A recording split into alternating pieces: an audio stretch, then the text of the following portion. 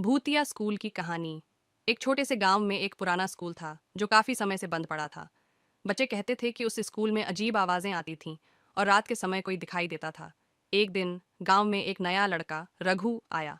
वह बहुत ही साहसी था और सुनी सुनाई बातों पर विश्वास नहीं करता था। रघु ने अपने दोस्तों से सुना था कि उस स्कूल में रात को एक बुरी आत्मा रहती है जो बच्चों को डराती है, लेकिन रघु को यकीन नहीं था।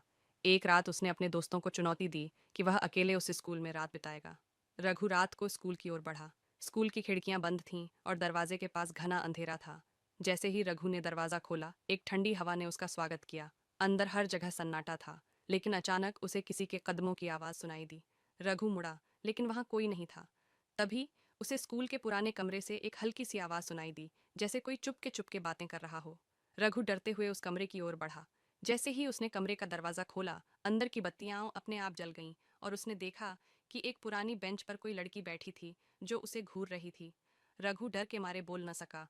लड़की ने कहा, मैं यहाँ 100 साल से बंद हूँ और अब तुम्हारी मदद चाहिए।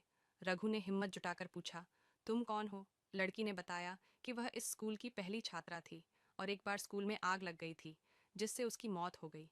तब से वह आत्मा बनकर यहीं भटक रही थी। रघु ने दिल में साहस इकट्ठा किया और कहा, मैं तुम्हारी मदद करूंगा, लेकिन तुम्हें इस स्कूल को छोड़ना होगा। लड़की ने रघु का धन्यवाद किया और उसकी मदद से स्कूल को छोड़ने का रास्ता पाया।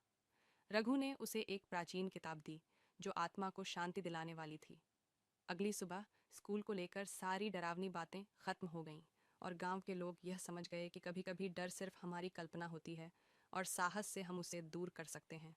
और इस तरह से रघु ने अपने दोस्तों को यह कहानी सुनाई और सब ने यह सीखा कि डर का सामना करना जरूरी है, लेकिन सच्चाई हमेशा और सबसे ज्यादा शक्तिशाली होती है। समाप्तन।